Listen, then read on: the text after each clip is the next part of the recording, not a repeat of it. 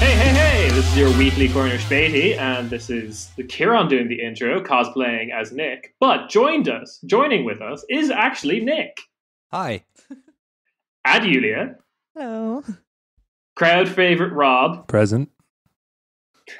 And joining us as our special guest is Caspar. Hello! Hey girls. How are things? Just plotting to be here. Good. Very enthusiastic. I appreciate it. Yeah, we love it. Yes, Well, who Germanic can't be side. with this topic? Am I right?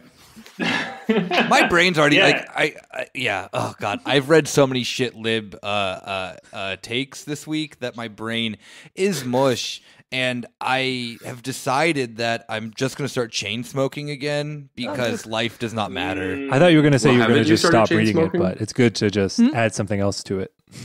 Yeah. What do you No, say? I threatened to do it on Twitter, but I never started smoking again. Actually, I'm chain smoking. Currently. Yeah, it's a very great. shut down thing to do. Exactly, right? I love the hopes that we had for the lockdown of being like, we're all going to get jacked. And we're all going to save money because we're not going out anymore. Nope. No. no, apparently I have to spend just as much money as I That's- did before to live. It's all going to Turn- alcohol and cigarettes. Turns out And my I was rent. only turns out I was only ever paying for Netflix. That was the entirety of the entertainment budget. Right. So the main topic today is something that I will be chiming in on because it is a Yank German episode. We're talking about Germany's reaction to the new president. Now Kieran, that everything is good. The official Yes? term for it now is the Transatlantic Partnership. Now that Joe Biden's back into power, we can finally mend these wounds. So I would appreciate if you take this a little bit more professional, okay? Okay, I'm sorry. I just remembered that Atlanticism is back again, baby. Yes. We're doing it. It's all fine. Okay. I've been We reading have to do a about whole episode. Yeah, the Uh, continental plate's basically shut again. I've been reading a lot about I mean- passive income, so I decided to buy a lot of Atlanticist coin, and oh boy, that was a good investment. Way up. I mean, according to Ted Cruz, Biden already cares more about the people in Paris. That was the greatest post I've seen go. in I the know. last 24 hours. That was so good. Because that was because of the Paris Agreement. Exactly. Yes. Sick. And the Good take, Parisians Ted. care back so hard. Yeah. Yeah, They do. right. Yeah. You know, Joe Street Biden. parties. Joe Biden's actually probably, no, actually, to be very fair, Joe Biden's probably more popular in France right now than Emmanuel Macron is in his own Probably. country. Yeah. I mean, it's not But, hard, but No, Yeah. exactly. but it's I'm more popular than Macron in France. but it's interesting. I mean, you meant that as a joke, obviously, haha. But it is actually the exact same model, right? It's like you claim that Yeah. there's fascists and everyone has to vote for you, and the left has to fall in line behind you. Yeah. Yeah. It's the Macron model. Before we think too much about that possible harbinger of the future, we're going to stick to, crowning this new era that has just dawned. And especially what, I don't know, we've talked on and off about German media here on the show, just a little bit.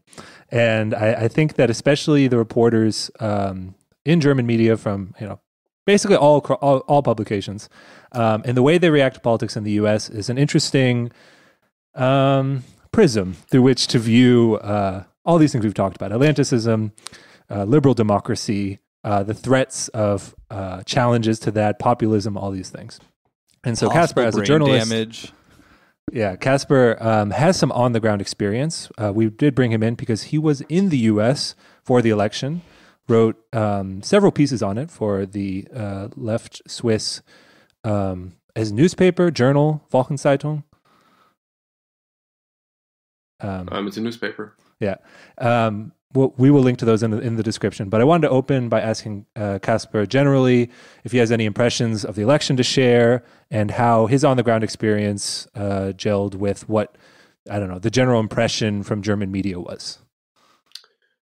It was a really an amazing experience, and I don't say that lightly. I'm not a very enthusiastic person, but I don't know, just being in Philadelphia when the election was called was amazing. I danced my ass off all night with all of these people in the streets, which was just wonderful after going through the whole shutdown. I mean, the insane thing was that I was only able to go to the US because I'm an American citizen, and only able to come back because I'm also a European citizen. So being able to travel in this time was also sort of a bizarre experience with these like empty airports and then going to these different American cities that are completely shut down. Like Seattle my dad is from Seattle, so I know the city quite well. And it was a really bizarre experience to see this ghost town. It was worse than in other places I've been to. It was just like stores shut, like buses empty, super strange. And then all of a sudden, like this explosion of like joyous, like collective joy at these different, like I was in Portland for protests, and the protests were like, before the police came and beat everyone up, were really like these joyous like occasions. And then, as I mentioned, actually when the election was called, it was a really wonderful experience. And then you come back to Germany and you're just sort of like, I never want to see a German protest again, because the ones in the US were so like fun and vibrant and like actually optimistic. And it was also because it was for a left-wing weekly. So first of all, their ideological bent is obviously towards left activism, but also it's like, because it's a weekly, there's more like in-depth and background thing. So it was like a series of articles on left activism. And it was just really impressive if you're used to sort of the glum atmosphere of European leftists to like encounter these Americans who are like obviously like much more optimistic just by virtue of their culture, but also because like shit is so bad that if you're not optimistic, nothing will happen. And I thought it was really impressive that they, in like Portland, Seattle, upstate New York, in New York City, Philadelphia, Washington, D.C., the places I went to, these people all sort of said the same, that they like don't have time to discuss ideological splits because we will die. We can do this later. Yeah. You say all that, but in your writing, did you talk about a gespaltenes Land that is being unified through this wonderful return to normalcy and, you know, and good leadership, hope, and just, you know, being loving and caring? Yeah, unity. Just like stitch everything back together. The deep wounds that Trump has torn into this country. They were never there before. Yeah. Never. There were no divisions in the US. Nothing. Clearly just Nothing. Like Biden said in the inauguration speech, when we work together as a country, you know, there were only good shit. I actually have today's Süddeutsche Zeitung here. Hell yeah. This makes me look like a kidnapping victim. It's like today. So I'm very old school. But I actually like highlighted some things in here because it is really bizarre. And in one of them, it literally says, wait, I can't find it now. But, here it is. Bla bla bla, die Botschaft war möglicherweise heilsam für die tiefen Wunden, die Trumps Präsidentschaft geschlagen hatte. His message was possibly healing for the deep wounds that Trump's presidency had hit or had torn open. And it's just bizarre that a German politics journalist would seriously write that only Trump's presidency created wounds. That like, a country that's simply this big, but also this diverse geographically, historically, racially, politically, economically. Even if you go to different parts of the US, it's like a completely different economic structure. Like, of course, there's huge divisions. There's huge divisions in a country as small as Germany. Yeah. Yeah, look You at say how, that, I mean, and yet every single big German journalist seems to keep going back to that well. That's true. Yeah, I just think it's really, I mean, it's really funny in the perspective that then obviously liberals do the same thing in the United States. There's no question about it. The amount of quality posting that we saw come, you know, from Biden winning to, you know, the inauguration. I don't think that I've seen more of that. Like, we just like can't wait to go back to normal, this and that and that. But I find the sense of that German like politics reporters or whatever, you know, journalists or whatever they may be, who work for major liberal publications, really wish that they could be a part of that.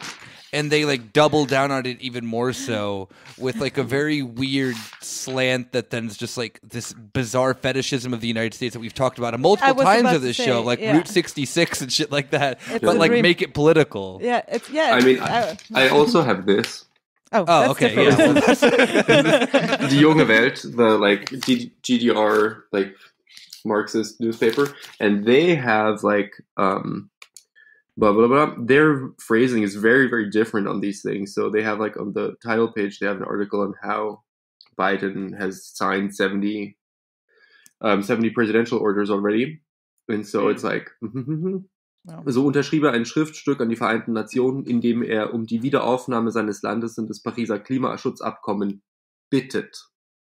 And this is really funny that they write that Biden signed a piece of legislation that begs or pleads with the United Nations to like accept the US back into the Paris Climate Accords, which is like basically it's a very subtle diss.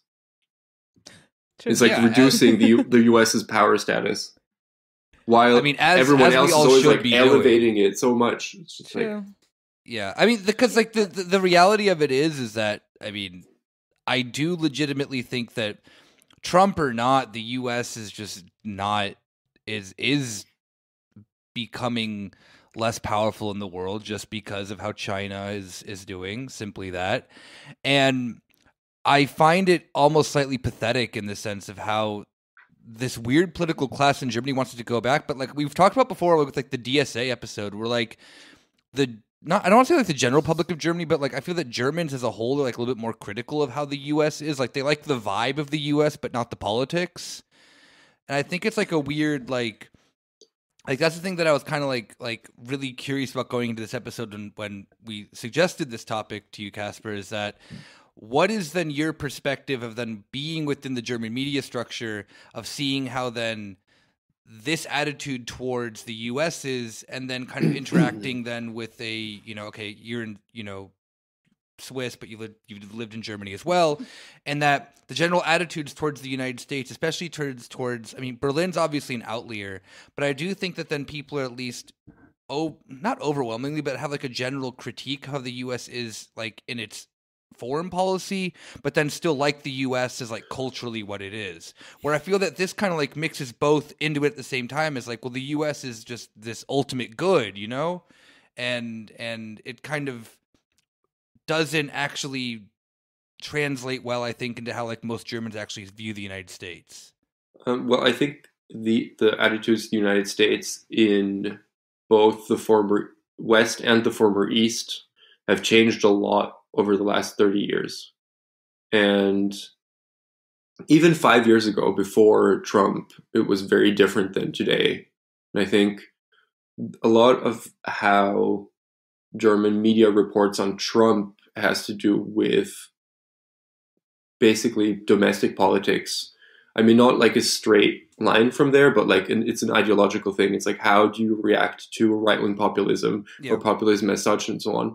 But underlying that, there's a more like general attitude towards the United States that I think has become more positive actually than it used to be in a lot of ways, which has a lot to do with cultural penetration and like exchanges between like transatlantic organizations and like stipends for German journalists to go to the US and so on. And those are like different things. I remember when I moved to Germany, because I moved to Germany to work for Die Zeit. And I lived in Germany very briefly before that, but I don't know, I was not very aware of a lot of things in German society and culture because I just simply did not grow up here. I speak German because my mom is Swiss. I went to high school and university there, but I was not aware of the cultural differences, basically. So it was like, for me, being in Germany is still actually, after being here for almost 10 years, is quite strange because I speak the language perfectly. And by now, without an accent. But often, so I understand what people are saying, but I don't really understand what they're saying or why they're saying something. Right. So this is sort of like what Oscar Wilde said about Britain and the US. It's like two countries divided by a common language, right? Yeah. So, because like my last name is Shaller, and it's spelled with an SH. It's quite obvious that I have like some Anglo background. And then in my first job at Zeit, like this kept coming up, and then I noticed how what like things that people said about the US to me were totally bizarre. And there's just like assumptions that they had about me because I'm part American and I've lived in the US, and my family, or most of my family now, lives in the US again. Were quite strange. So something that came up frequently was like that they thought I was super rich, which I was just like, well, we all are, yeah. Like most people in the US are not mega rich. And then it was like these constant things that were like, so like I was talking about my youngest brother going to college soon, and then someone was like, "Oh, is he going to Harvard?" And I was like, "What?" Like, what? Why? Like, what? Why do you think that? Why is that the first question you have? Is that the school? It's like sort of as if they all live in Gossip Girl, and they think this is actually like in Gossip Girl. There's this episode where I don't know, one of the characters wants to go to Yale or something, and then she can't, and then she has to go to Princeton, and then she says, "Ugh, Princeton is a trade school." And it's sort of like it's sort of like this, and like, no, my family doesn't have a lot of money. Like my brother applied for all these scholarships but didn't get them. Like, and like most people do not go to Harvard, and it was quite strange to see that they actually think this is just a normal possibility, not being aware of the statistical chance of you meeting an American and that person is probably not going to Harvard. I will not stand for any bad-mouthing of the classical American literature that is Gossip Girl, though, where the poor character lives in like 140 square meter apartment, but he's poor because the walls aren't white. And that's the only distinction they make between his apartment and everyone else. I've never seen Gossip Girl, but I really appreciate that they have the exact same problem that Gilmore Girls does. I was about to say that, yeah. With, Paris doesn't get into Harvard, but she does go to Yale. Oh, actually, I think I'm not even sure if it was Gossip Girl or Gilmore Girls. Gossip Girl is a good chaser for Gilmore Girls. If you binge all of Gilmore Girls, binge all of Gossip Girl. Rob's trying to make a point. Yes. Actually, wait, no, I think that it is Gilmore Girls because they do mention that Princeton is the shittiest of those, even though Princeton is one of the best institutions in the United States from that perspective. So, yeah.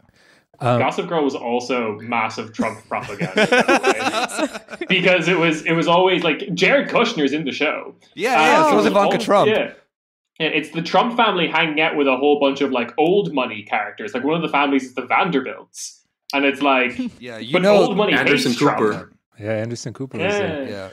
Yeah. The famous line in Gossip Girl is "Old money, new hoe." But sorry, go on, Rob.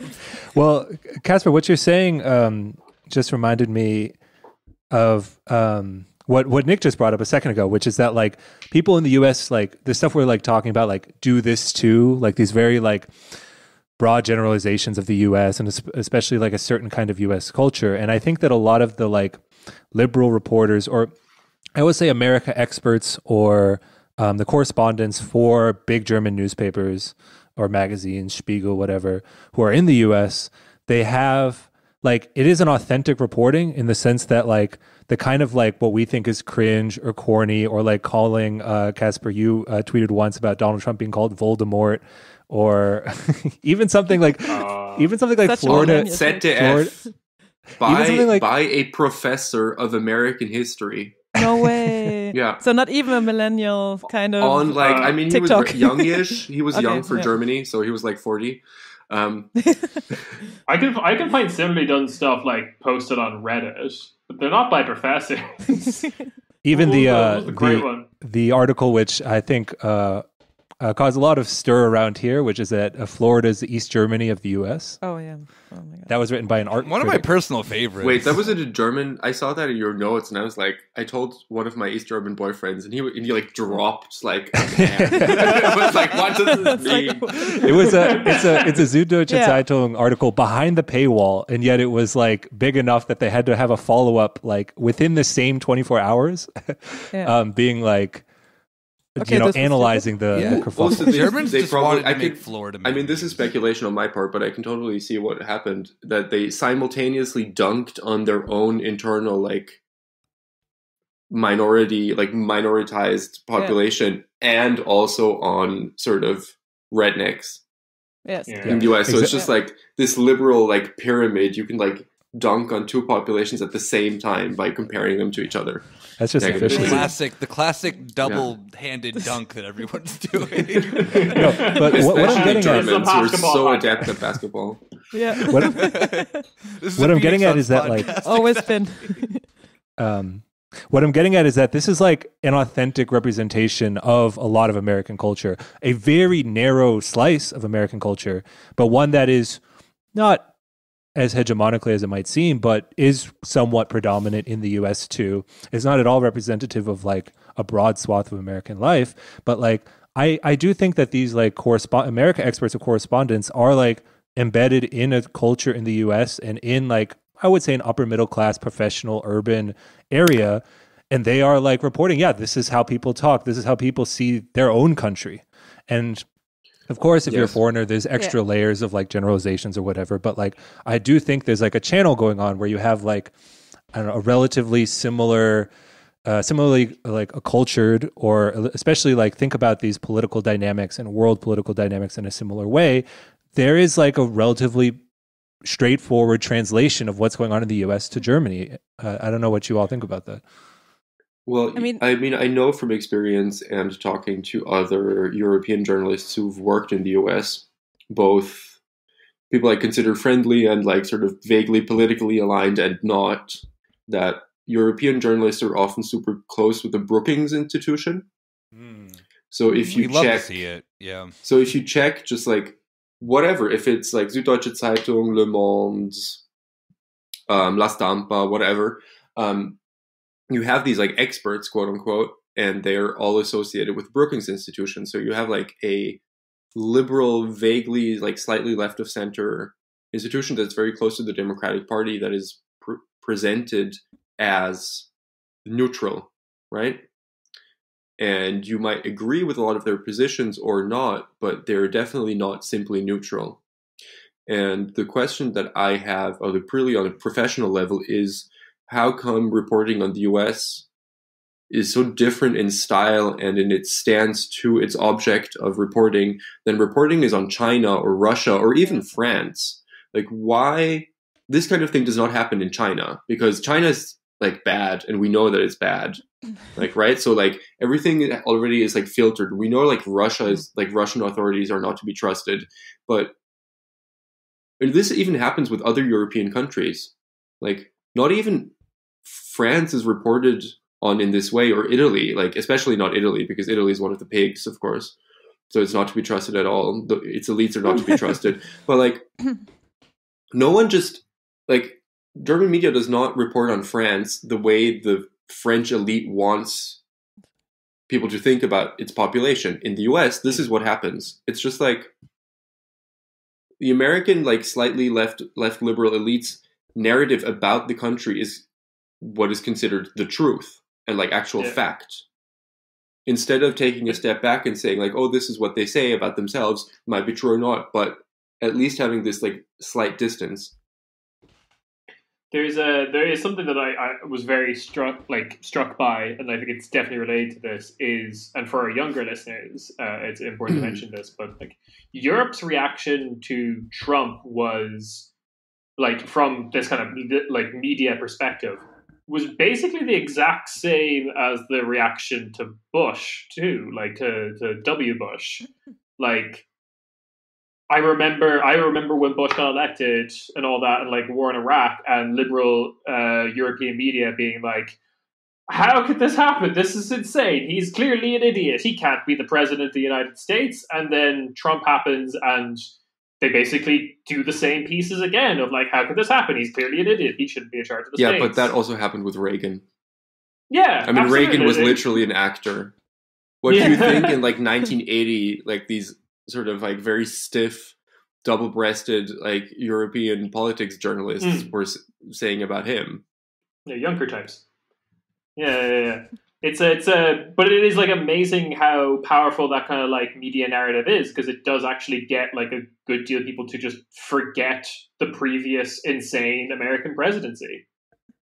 Because Bush wasn't that long ago. No, yeah, and Bush was. I mean, this is me being a little, maybe controversial, if you will, but I don't think so. Bush was a way worse president than Trump was.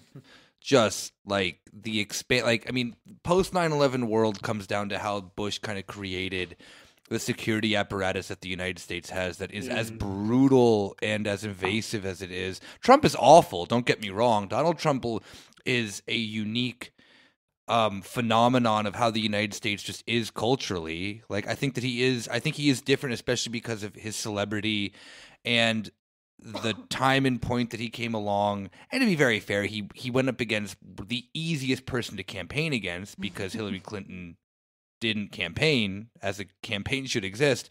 But all of the stuff that we've seen that has happened, obviously with the Bush administration, the Obama administration, and the Trump administration, and now of the Biden administration, the majority of that was put down by like all post 9/11 shit. I mean, like ICE is the biggest example of that, is it not? Yeah, part of the Department of Homeland Security. Yeah, 2002. We are all older than ICE and the Department of Homeland Security, and yet Americans generally think that the DHS has been around for, since Social Security has been around in the U.S., Like, they've implemented these aspects of the security apparatus, all that kind of shit. That was all Bush stuff, But this is going to happen again, and this is going to get much worse with the storming of the Capitol. And we were talking about Macron before. The whole shtick of these centrist politicians is that they can drum up a lot of panic about fascists, and I mean there are actual fascists. Yeah, of course. As we saw, not a question. But the question is how dangerous they are and how much power they can actually take. And I simply don't know what to think on this issue, because it's very complicated and we don't have all information we need, and there's very different voices on this. But what is obvious is that they're drumming up a lot of hysteria about some kind of fascist takeover and then implementing so many authoritarian measures themselves. So Macron is wants to ban taking pictures of police officers. That lasted one day. which of course would make things like Black Lives Matter in the US impossible. Yeah. The original draft of that bill wanted to ban reporting of the gendarmes' police numbers. They had to amend that, but that was the original draft. It's why do they have ID numbers if you can't remember? Don't use them in identify some way. them. Yeah. Rob? I just want to circle back to the media question, because I think what we're getting at is two things. One, the American media apparatus exists, an American individual's relationship to what happened during, let's say, the Capitol riot, or I don't know, a lot of relationship to Trump is so mediated through media that it is I don't want to say it's the same, because it's absolutely not to a German's relationship to the same thing, but it is approaching a similar model of politicization, because this contrasts, directly with a lot of movements on the ground. But for the people who are more and more getting everything online and are on social media all the time, it is a similar, I don't know what you all think about how politics is broadcast and understood and perceived. And the flip side of this real, structure in order to organize society is what we all think is the cringe, Jimmy Kimmel posting a video of the Statue of Liberty doing Fortnite dances. That's the same thing on the other. It's the flip side of what we're talking about with the German media. And could it be that this American style of holding a society together with this media propaganda, whatever you want to call it, is that just an attractive method to import? What's the dynamic here? What I thought was really interesting this summer was the big Black Lives Matter protest in Berlin. That was actually on my birthday. And happy birthday. It's 6 months ago, but thank you. Happy birthday.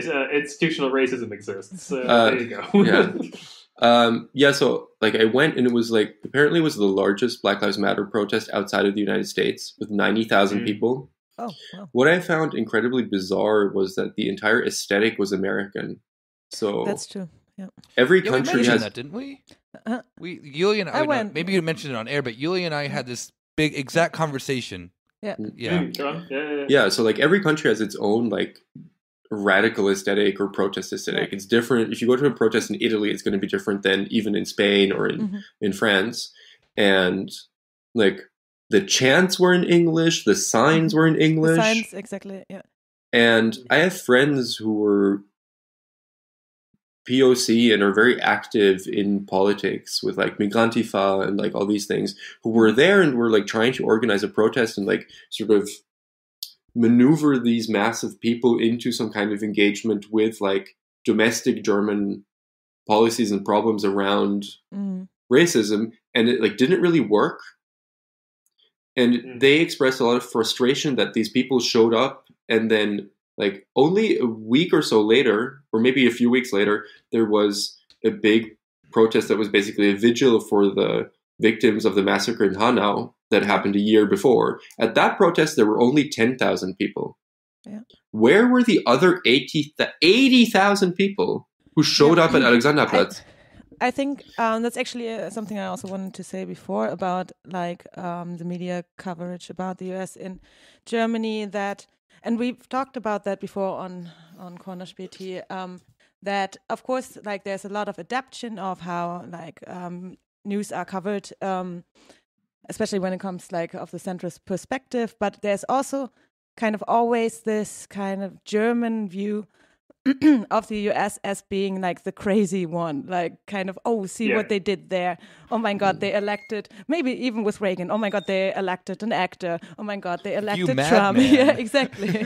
So Germany likes to, that's why they compared Florida to the East, or the East to Florida, because they kind of want, you know, a wild example or something, or they wanted to point out, oh, see, racism in the US, bad. Racism in Germany, oh no, it doesn't exist, or something like that, you know? So there's a lot of course, a lot of adaptation, but also a lot of, well, comparison in the sense of, well, at least we are not as bad as the US. Maybe also in the other direction, saying, oh, see all the hope in the US now with Biden. Wish we could have that. Why is Olaf Scholz not having J-Lo singing? I don't know. That would be so sick. Not assuming that Olaf Scholz is winning. Just saying. No, he's not. But I think that it also kind of comes down, because we've done a fair share of episodes on maybe not exactly this topic, but have like, brushed on it, that I think Germans need that other so that they can just like justify their own like super normalized racism. Yeah. Like we talked about on, it'll be out by the time this episode comes out, but we talked about how in the CDU conference in our election special, the CDU just displayed like very open like racism in the sense of how like quote unquote clan bosses driving Ferraris and stuff like that, exactly. And how that's the way that the German mentality functions, is that for them isn't racist. That's just being pragmatic and being, or the other thing with like that like site, was it site or I can't remember, but the cover was like a picture of the like the chocolate kiss. And it's like, oh, what's this called again? Oh, yeah. Like that one. They really have it really is kind of this like culture war argument that the U.S. had in the 90s that the Germans never have quite gotten over. It kind of always peeks its head up, but it's never been fully addressed. Because like the U.S. will have these like moments of I think what Caspar like really nicely pointed out at the beginning with the protest is that then the U.S. is such a divided weird place that then when shit hits the fan, it all just comes out very exposed, and then there is like a lot of like emotion that then is poured out by the people, especially with the Black Lives Matter protests, with all that was going on during Corona and whatnot. Like Germany doesn't have that. Germany doesn't have a moment of this kind of all pouring over, because for Germans, regardless of where they are on the political spectrum, it's like it's just accepted of like, well, you see, everything's good here, you know? We're not like the US. And they need that thing to back that up. That's at least my perspective of living here for like, what, 8 years now? Well, like this exact same shit happens in Ireland. It happens in the UK as well. That like America serves as this kind of like almost negative spectacle of like the. I remember like everyone around me in Ireland reacting to like the first Black Lives Matter protests, which got in the United States. When was that? That was like 2012 or around that time, and they were like, "Oh, that's terrible, that's terrible," and then like not really be able to say anything about like racism in Ireland towards like the black population in Ireland, or like against the native otherized people, the travelers who like have like a 20-year life expectancy difference because they're just treated like absolute shit. But like that's just never on the news in Ireland because it's always taken up by the like spectacle of the United States. I have a quote about this by Alex Hochuli, who is one of the guys on the podcast Afe Bunga Bunga that I really recommend. They're good. And it's an essay about the globalization of American politics. And I don't know, I just want to read a paragraph that I thought was quite interesting. Yeah, go for it. At the risk of stating the obvious, the causes of George Floyd's murder and the specific demands of protesters in response are matters internal to the United States, rooted in that country's history of racism and how it polices its citizens with a brutality that increasingly approximates that which its troops inflict abroad. It would be one thing if the international BLM protests were real solidarity protests, if they were congregations of non-Americans acting as non-Americans expressing concern about a particular American problem. But it's clear from the demonstrations that part of the enthusiasm involves a curious short circuit between American and non-American identities. These are non-Americans acting like they're Americans, fantasizing their participation in America's problems, eagerly adopting the slogans and paraphernalia of a uniquely American protest. And I mean, he's Brazilian. In the rest of the essay, he also writes about how in Brazil, there is so much shocking racism and police violence against Black people. And then the sort of urban upper middle class white intelligentsia adopts American models to talk about those things that are happening in Brazil right around the corner, instead of like addressing these problems. And I think that's very similar in Europe.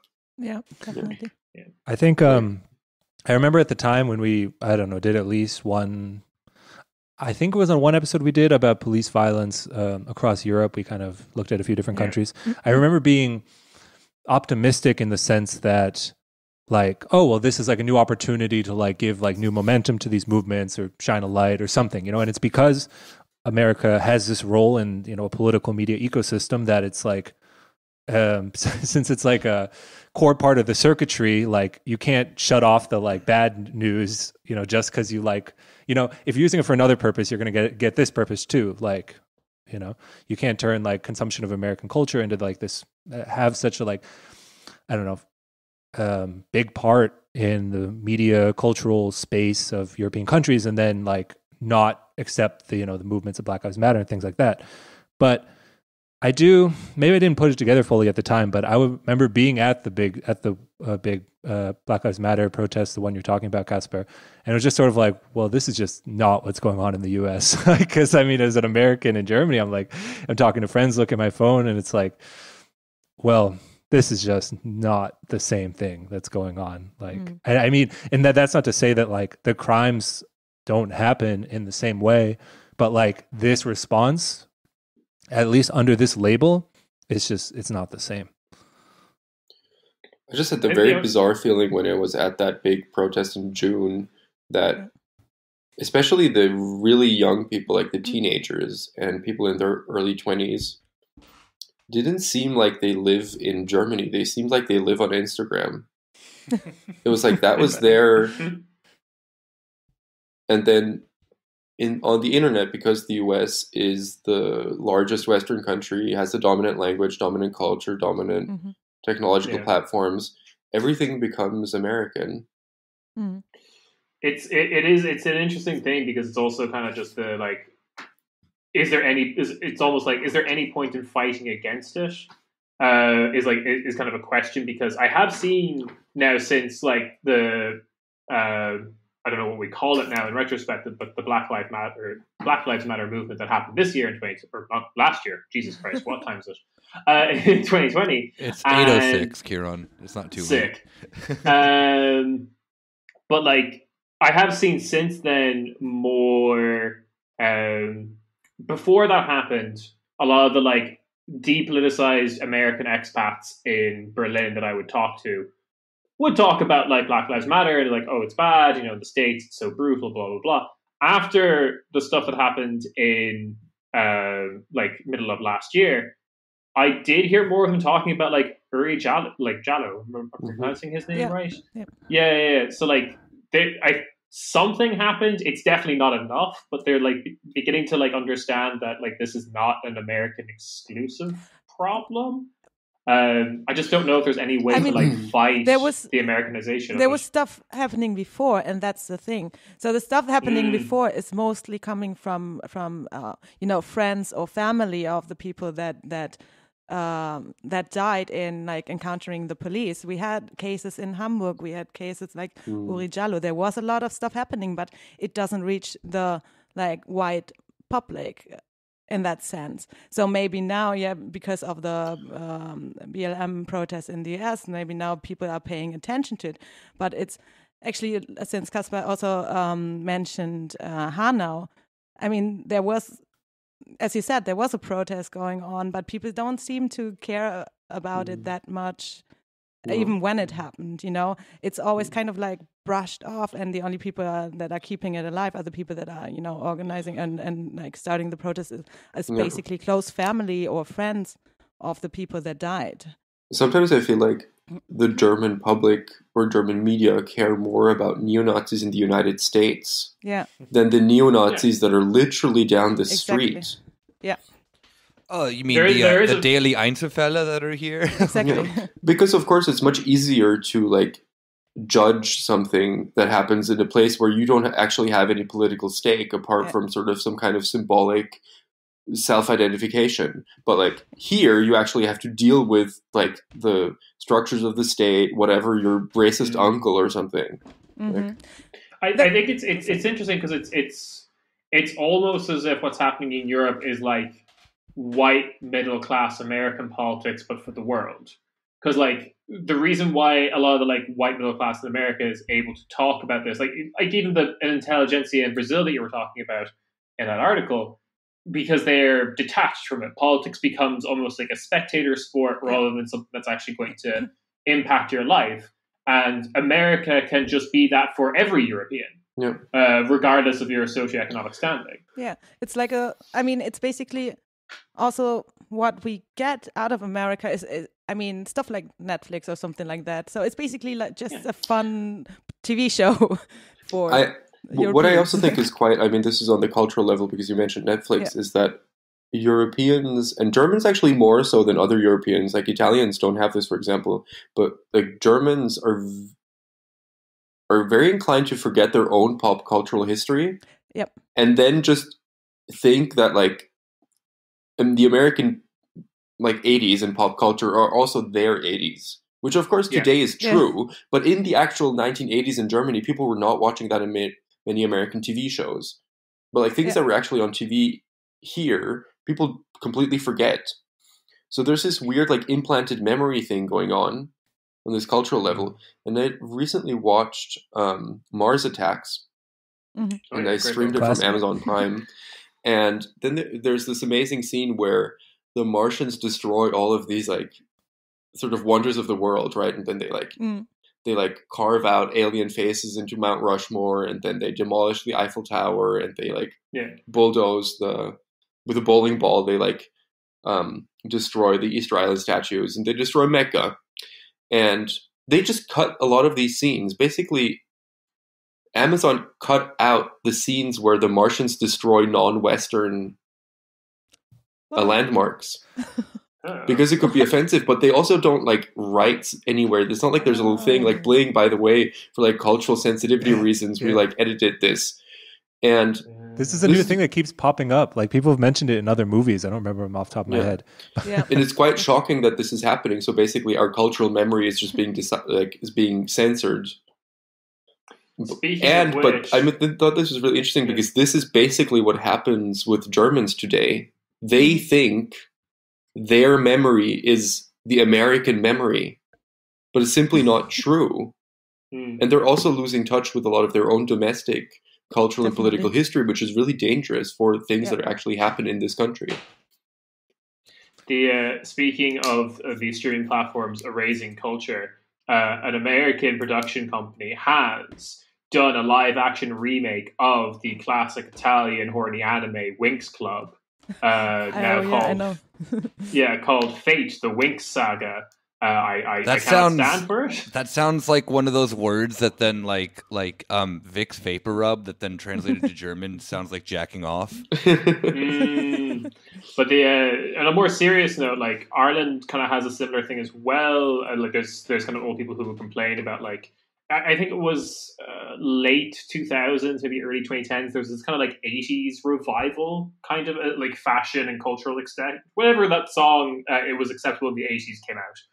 And people were Wait, Ireland is having a 1980s revival now?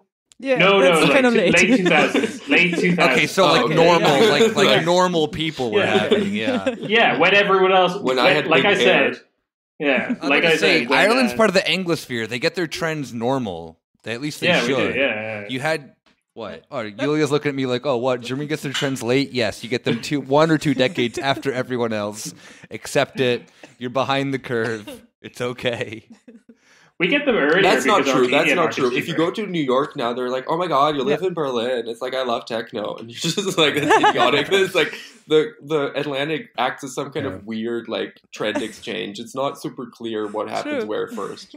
But that's because we live in we are all experiencing digitalisierung, and that's are we though? Are we? No, we aren't. Of course not. We will never be digitalized here, but maybe. The weird thing I just bought a fax Ireland... machine. That's so classic 100 gex song fax machine. On the cutting edge technology there. But it's the weird thing that happened in Ireland with that like almost Americanized cultural erasure, because the 80s revival that was happening in Ireland was not Ireland's 80s, because Ireland's 80s was like poor and depressing mostly. But also, like, there was this push to remember Ireland's 80s that also became, like, a weird caricature of it in a way that wasn't real. This Netflix show, Sex Ed, right? Oh, yeah. It's, like, set in Britain, in a British high school. Yeah. People don't wear uniforms, and there's school sports. It's not a British high school. It's an American high school, yeah. In Britain, with people speaking a British accent and some kind of imagined 1980s thing. So it's just this, like, amalgamation of different cultural markers that are just like pop culture. Yeah, it's super weird. Like placeless and timeless. There's an episode of like Black Mirror where it's clearly set in Iceland, but everyone's speaking with a British accent as well. Like this is just a weird thing. Everyone in Star Wars also has a British accent. That's makes true. you think. I find it super confusing. Sometimes I watch one of these shows and I really don't know if it's like if they're in Britain or if they're in America. They're just in a high school. I guess. High school is an American concept as itself. True. It doesn't exist as anything else in the imagination other than that's the thing. Oh, like exactly what Caspar was saying is that when you move to the United States, and one of the very first questions that you get from a lot of Germans is asking if your college experience is similar to American Pie. I don't know if anyone else has had this question. Maybe Rob has. Not that a specific question. We do use the red Solo cups.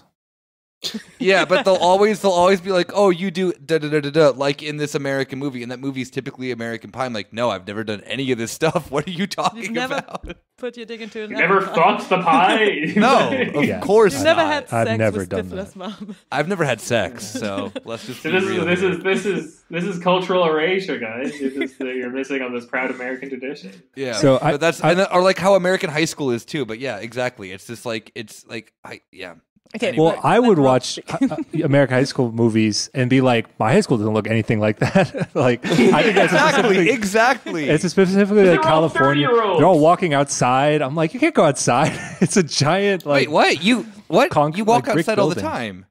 In high school, no. Like between classes, Yeah. you can't go outside. No, Yeah, you're of not course. allowed to. From Arizona. But Yeah, because maybe everything. because it's hot. Yeah, it's hot. Yeah, it's like the closer gulag. to, You but can't that's- leave. They're like, you can leave if you want. You will like dehydrate and die. True. I Yeah, mean, nobody would it surprise you that where my high school was used to be a tuberculosis camp? No. Yeah. Beautiful. You guys are telling me that all of But your this high call is schools video, weren't, so no. you guys telling me that all of your high schools weren't filled with hot 30-year-olds. this is ridiculous. Dawson's Creek lied today. All right. So No, okay. So I want to try to get these things straight that we're talking about. It seems like we're talking about two different dynamics going on with American media and its political effects. One seems to be like a negative effect, which is that America is like the great, I don't know, projection screen that you can be like, oh, all the problems over there, we're not like that. And so that kind of like separates whatever culture you're talking about, whatever political environment you're talking about. They don't have, it's better in comparison. You don't have the same problems.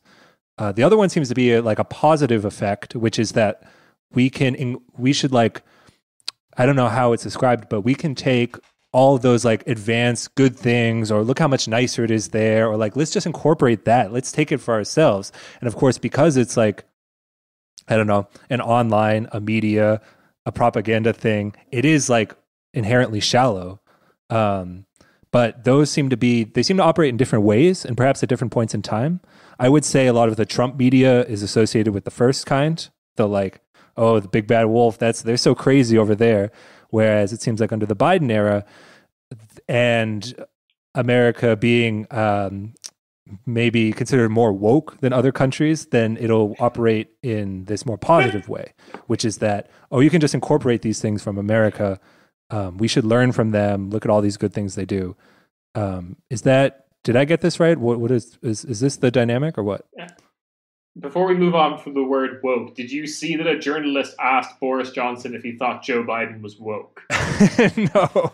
Well, frankly, I think Joe Biden is quite a woke. This is the level of journalism. Hard-hitting journalism. What was his answer? Answered in ancient Greek. I did look at the answer. I was too baffled with the question, to be honest. Yeah, Nicholas, what is Greek for woke? I don't know. Wokalides. I don't Yo, know. Wokalides. it's probably something Okay, like please. Elos or something. So What? like sun or like I'm pretty But, sure that knowing how modern Greek works, they probably just call it like woke, uh, Yeah. and they probably write it even better in the Latin alphabet. Mm. We're going to the serious question that Rob had. I think part of we've been talking about sort of the cultural side, and then maybe later we can talk about like what the actual interest is of European or German media to speak about things that happen in the US in a certain way, and then maybe Yes. we can also get into class issues. yes. But on a last remark perhaps on the cultural side is that Europeans often don't seem to realize that American pop culture is a fantasy. Like what you mentioned about how your high schools did not look like what high schools look like in high school movies. If I have to say high school one more time, I'm going to shoot myself. But in this way, like Gilmore Girls is a fantasy. Gossip Girl is a fantasy. But for some reason, Europeans seem to have this like weird hope that perhaps this is true. And I feel like every time I fly to the US, which I do relatively often because most of my family lives there, I see like these Europeans that are like bumbling around the airport or that seem to be looking for like some kind of imagined American object that doesn't exist. And they're like wearing these shirts with American flags printed on them that make them look super weird. And it reminds me of the European or like white people I saw in Tokyo that were the only people dressed like manga characters, while actual Japanese people were like dressed head to toe in office wear because they have to work for 27 hours a day. Yeah. I didn't know you Like- met me in Hypercapitalism in Japan. Nobody talks about that. Somehow Japan also they cracked the code for more hours in their day. I'm I mean, you impressed can by sleep that. on the job. Yeah. You can basically live in your office. Again. Okay. But did you have anything to add politically? You said what? Okay, so what to me the question is, what is the point of reporting on the US in this way? I mean, it's not like a conspiracy. I'm not saying they're doing anything on purpose or there's some like cabal of like Germans who are like, ha ha ha ha, we will like talk about Joe Biden this way so the population thinks this. That's not the point. But so during the inauguration that happened 2 days ago, to the time of recording, you had like all these German journalists writing about this like feat of propaganda, which I also think is fine. It's like a democracy or a state telling a story about itself in a certain way, but then just saying that this is true, which is quite bizarre. Just reporting on what Biden said in his speech and saying, well, the US is a wonderful democracy. The institutions are fantastic. Finally, someone is respecting the institutions again. Like, no, the institutions in the US are corrupt. They're built on blood. They're designed to keep working people out, to keep minorities out, and so on. So just saying that everything is fantastic, or like referring to the Capitol as a temple of democracy, and it's just like, well, it was built by slaves. Like, it's not a temple of democracy. Like, what is the reason? Why are they so invested in presenting American institutions as inherently good? And I think there we get into more sort of interesting and complicated issues about the relationship of Germany to the US, and like how the US is a model of a certain type of democracy, and like why Germans need an external, like more powerful country to emulate. But that's always a good question, because one of the things I did notice in the last week, kind of in the run up to the inauguration, is my favorite people, my favorite think tank, the ECFR, the European Council for Foreign Relations. Oh yes, yeah, they started cranking out the tweets again and talking about how now is the opportunity to like deepen military connections between Europe and the US, even though all of their own polling shows that like every European country has like a strong majority for no, we would not like to do that. Even Poland, which I find insane. Yeah, 69. that's their new thing. It's like now finally the US is sane again, but maybe Trump was actually right. Maybe we should increase funding for our army, which is a very bizarre like workaround. Well, you can That's finally like say shtick, that now though, that Trump is like sidelined as a threat, right? Now you can be like, oh, well, he had a point about this. It's the same way people can share Bernie Sanders memes now. yeah. But I personally love the ECFR at the moment, because they are just like posting their own elves, because it is just like, oh man, 69% of the Polish public don't think that America can be trusted. What can we do to change that? More American troops there? I think that's what we'll do. More black that's sites. That's also in this article by Gero von Randow in Die Zeit that you sent around, right? Amerika das Schöne, das Schreckliche. America the Beautiful, the Terrible. When he's sort of like reflecting, it's just before the presidential election in November, and he's reflecting on like why like the US is an important country basically for Germany. He also talks about his personal relationship with the US, which is sort of funny because apparently he visited a couple times. That's it. And it's like his dad worked there. Oh. Yeah, and he listened to like Nina Simone and he listened to Frank Nina Zappa Simone and stuff. Yeah. I listened to Horse the Band, and one of my aunts lives in Seattle. I haven't seen her in 10 years, so I understand this country perfectly. You probably understand it better than some of these journalists do, Kieran. Horse the Band speaks about a lot of things. Exactly, yes. I mean, just admitting that maybe you don't know the country that well would already give you an advantage over these journalists who claim to know everything. Mm. Yeah, but in this article, I mean, he also ends up with this point that Germany needs to invest more in its army to please the United States, basically. And it's quite... I mean, I actually did read this when it came out, but I forgot about it. But it's a really good article to send around on this issue, on this topic. The first sentence is, das ist schon bitter. Erst verlor die DDR ihren großen Bruder. 3 Jahrzehnte später erleidet das Vereinigte Deutschland einen ähnlichen Verlust. Oh my God, no way. This is the first sentence. It's bitter. First, the GDR lost its big brother, Russia. 3 decades later, United Germany suffers a similar loss. It's funny because the last sentence of the first paragraph compares Trump to Max Stirner, which is just an out of left field Trump comparison. To show that I've read books. No, I find that interesting though. This is horseshoe theory. Yeah. Do you know who Gero von Randow is? I know that he kind of thinks he kind of grew up in a Lynx milieu, gone mainstream. Yeah. So he used to be the editor-in-chief of Zeit Online and made Zeit Online big. And he's a very seasoned, very competent journalist. In the 1980s, he was the editor-in-chief of Elan, which is, or was, a socialist magazine for teenagers, which was funded secretly by East Germany. And so he's an old West German leftist, radical leftist.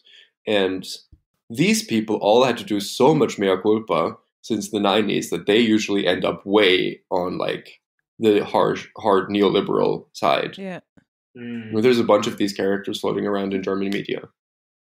I mean, Germany does have, a different relationship to the US than other European countries because of the Marshall Plan in that sense. And so, this is the thought that he has behind that. It's kind of like the big brother. Of course, that's ridiculous, but yeah, of course.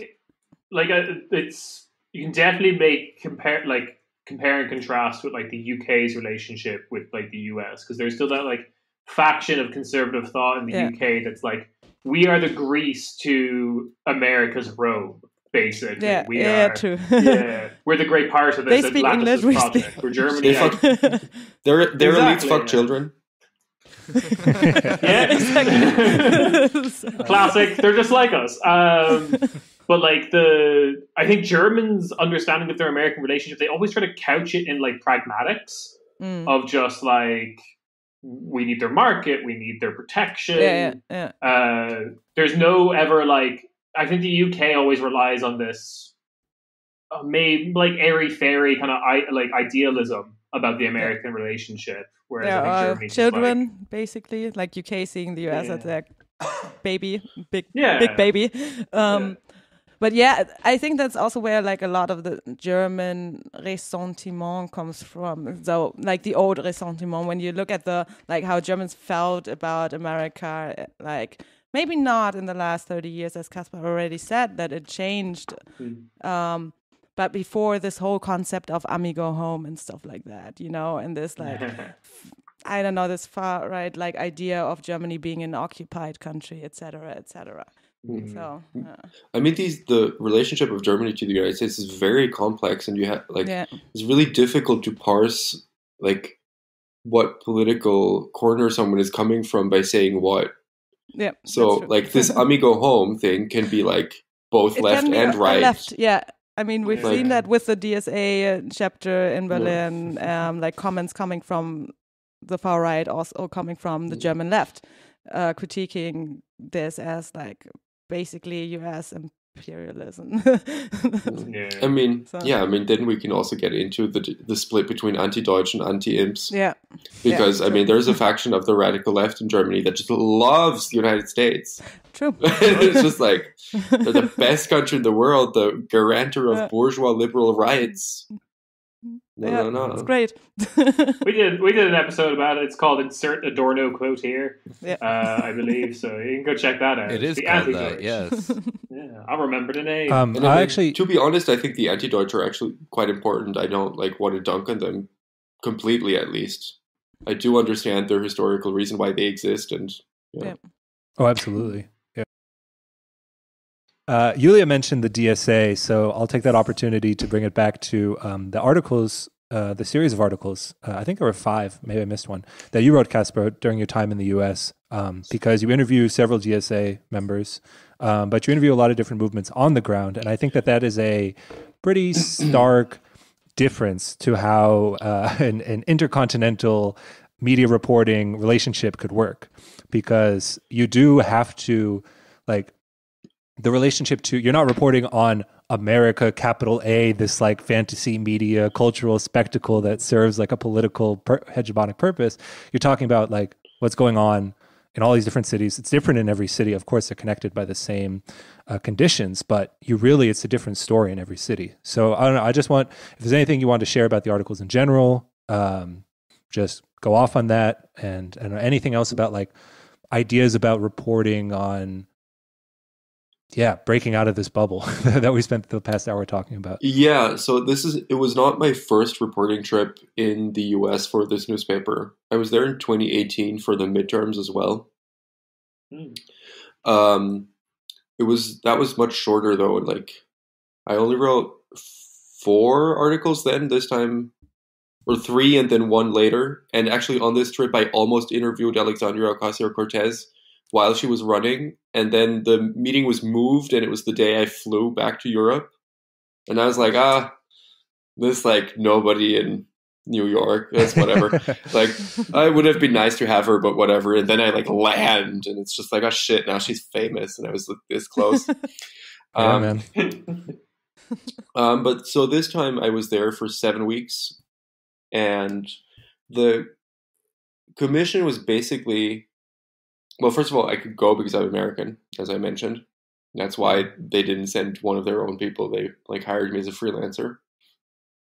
But the commission was basically to report on like different social issues leading up to the election, how people are dealing with it. So I chose like different cities where things were happening and people were engaging with issues in an interesting way.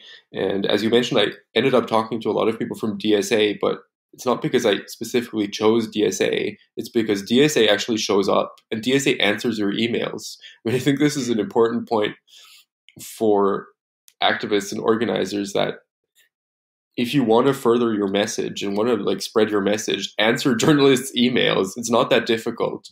It's like, we're usually pretty flexible. But yeah, because they actually have actual organizational chops. Yeah. But yeah, the issues are actually quite different in different cities. But yeah, I don't know. Do you want me to say anything more specific?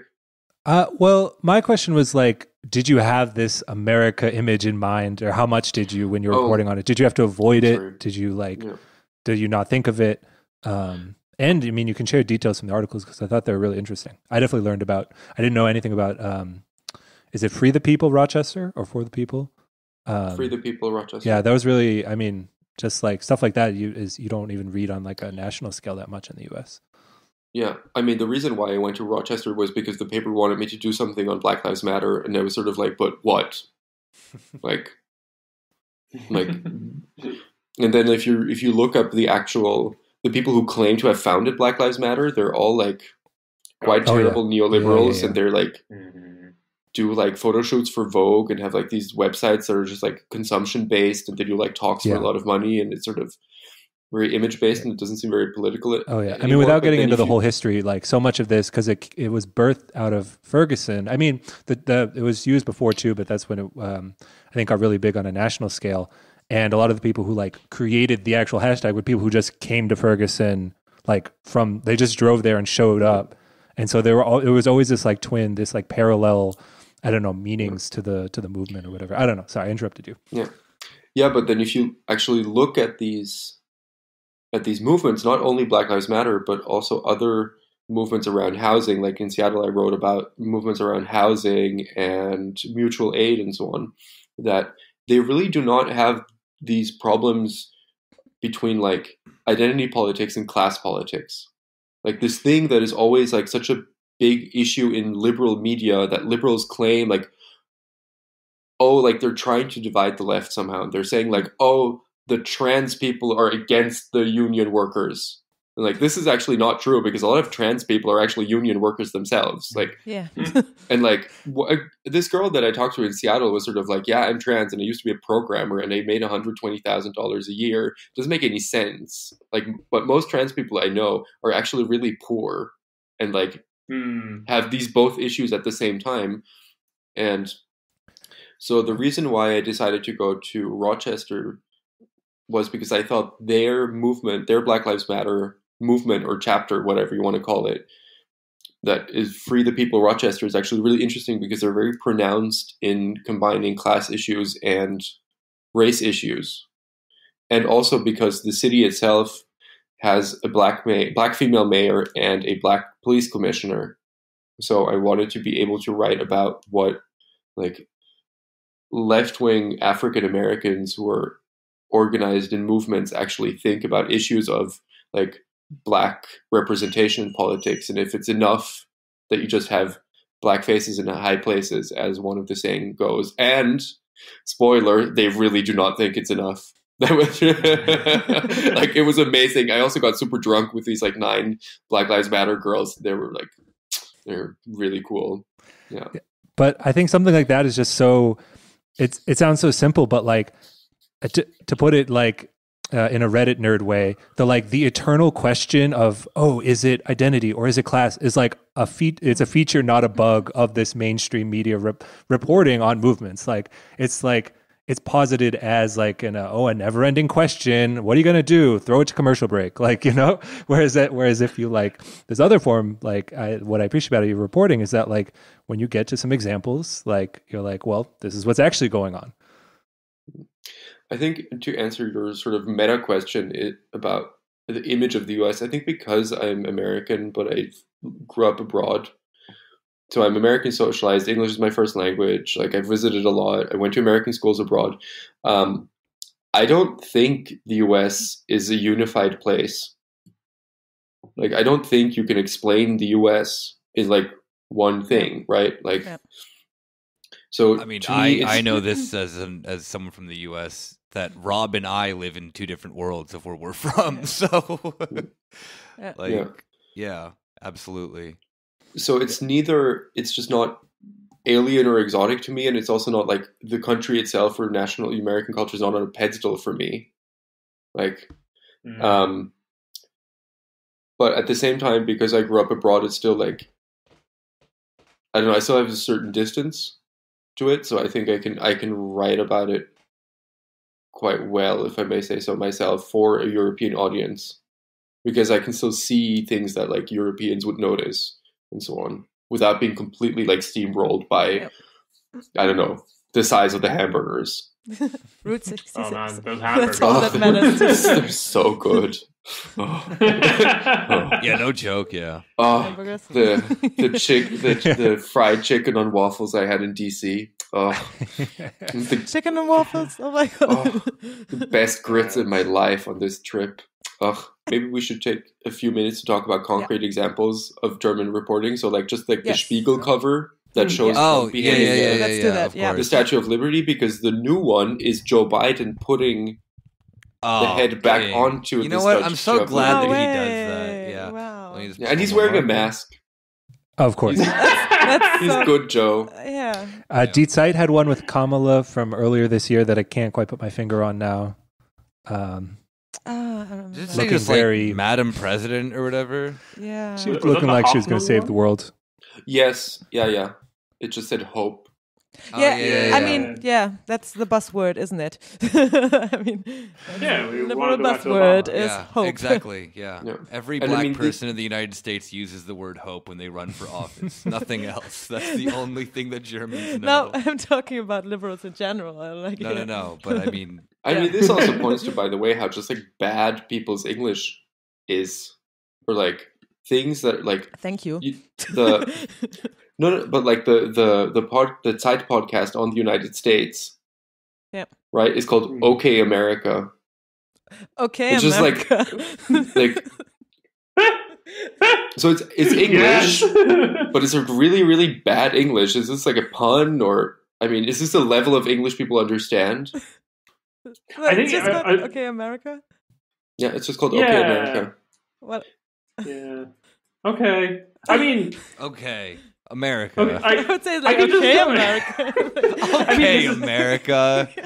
I'm just thinking all the different ways I can. Exactly. Maybe that's Yeah, the point. It depends on what they're talking We about. might- so you yeah. can we always might be giving to. I was thinking about how like okay is the greatest contribution to the English language that the Americans ever did because like linguistically no one Oh, you're still looking no way one knows too where that into word this. comes from. I know exactly, but so was you. So were you. No, I wasn't. I'm just thinking like the way that I read this is like the real way. If I read that would be like the. Okay, America. Okay, America.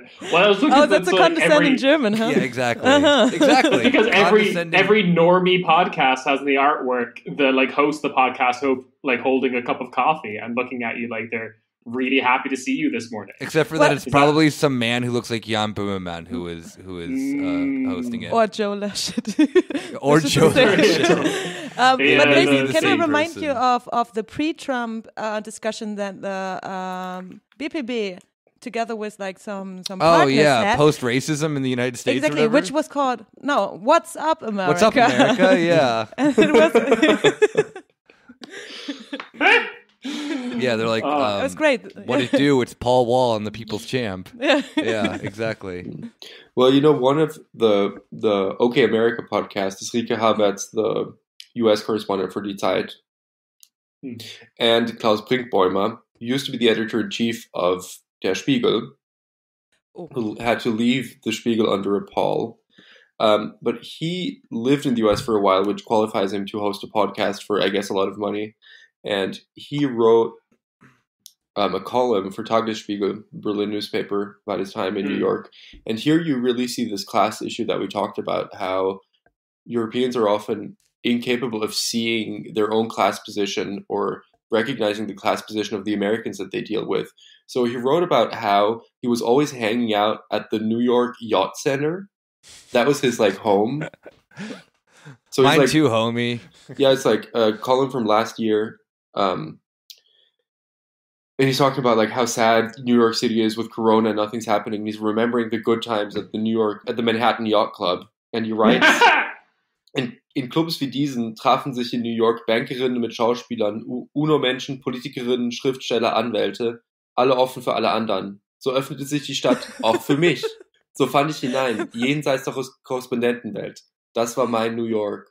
So in clubs like these, in New York, bankers and actors met UN staff, politicians, writers, lawyers. Everything was open for everyone. That's this way- everyone. In this way, the city also opened itself up for me. This is how I found into the city beyond the world of correspondence. This was my New York. It's like, Wow, yeah, America Sounds like the really is beginning of a like Martin that. Scorsese movie. So, yeah, true. It sounds like the beginning of a. But It's so this is the Goodfellas, establishment but boring. people are talking about. No, it's interesting. That's wonderful. Yeah. I'm sorry, that rules. Like everyone was here. Writers, UN, corporate lawyers. How do then they not Military under- state lawyers. How does that Military not generals. understand Trump then is the thing I don't understand. Is that then you're literally hanging out with then the people who Trump probably also hangs out with, yet they can't wrap their head around then the spectacle of then what allows someone like a Trump to exist in American culture, you know? Like either they're bullshitting or they only see this then as a cultural phenomenon and not how the United States can exist, you know, simultaneously culturally and politically. But the thing is, they know, like politicians and lawyers, they don't know anyone who's ever been homeless, right? No, And, exactly. like yeah. I know Exactly. people in the U.S. who've been homeless. Yeah. Like yeah. it's just a fact of life. And if you're not aware of this, Yeah. then you have a completely warped idea of what the U.S. is. Exactly. Yeah, that's fascinating that you can be so removed from, you know, the reality and the absolutely. complexity of society and what is going on that you really believe that this is New York and this is New York opening up to you. And yet I have to say it's not Yeah. it's not the same, but like so many Americans live that way too. They don't know a homeless person, and all the media sure. they consume is like, so they think like, well, why don't they just get an apartment? You know, like it's not like as many people, but some Or a people, job. and especially the people who like have high positions in media can operate in a somewhat similar way. It just shows that America Yes, is but, like a little. your job as a correspondent is to see that and not be swallowed by it. Exactly. No, Exactly. exactly. It's a different It's- role, but I'm just trying to. Yeah. contextualize. You're totally right, like Caspar, that it's like a failing at their job, because the other aspect of this is that it's like so easy to see the like this guy's New York as a tourist. In the same way that anyone who comes to Berlin for a visit sees like Potsdamer Platz, like Mitte, like these parts of Berlin that are relatively clean and gentrified. I'm home, baby. That's the first thing I saw when I saw Potsdamer Platz. Oh, when I came back from the US this time, I landed at the new airport. Oh, how was God. it? It was so bizarre. Me too. I had to fly to Munich and then change the plane, and I like landed in BER, and I thought like I had flown back to Munich. That's a And it fucking was nightmare. just a super bizarre experience. I was like, this is not Berlin. Like, there's no like flashing neon, and there's no like blood on the wall. Just like Yeah, the toilets are clean. clean. Yeah. The city's changed, man. But like it's the same. Like if you go to Paris as a tourist, or like in that kind of tourist mindset, the parts of Paris you're going to see are incredibly fancy and are going to be filled with UN officials and lawyers and actors. Like it's a failing on this correspondence part because their understanding of America is surface level, or like, to use the perfect Euro English word, touristic. It's not going to be the same insight that like yourself is going to get, or that like Rob or Nick is going to have as someone who like grew up in real America, non-Dawson's Creek High School. Yeah, my America is that where the Kyles run wild and Monster Energy drink flows. Arizona. I'm not joking about any of this. No. I know you're not. Where Broken Side is the national anthem. Oh, Broken Side, yes. I'm sorry. Okay, that's getting very niche. Nick Yeah. and Kieran. What? I know Broken Side. MySpace. Yeah, MySpace corner over here. I guess on that note, we will see you guys all next week. And obviously, before we go, Caspar, where can our listeners find you and follow you and read your great stuff? They can find me on Twitter. My name is Caspar Shaller. C and no C at the back. So English spelling. We're working on that line. Yeah. Yeah. And C they in the can front, read. no C in the back. Yeah. I mean, I publish regularly in Die Zeit and Der Freitag, and I write for Jacobin, the German Jacobin, and lots and so on. Yeah. We'll have links to descriptions of some of the articles that you wrote that we mentioned in this episode, as well as a link to your Twitter account in the description of this episode, so people can find you if they don't know how to spell anything. I am illiterate, so yes. Yeah. Cool. All right. Well, thank you very much for listening. Ciao, ciao. Peace. Bye. Bye.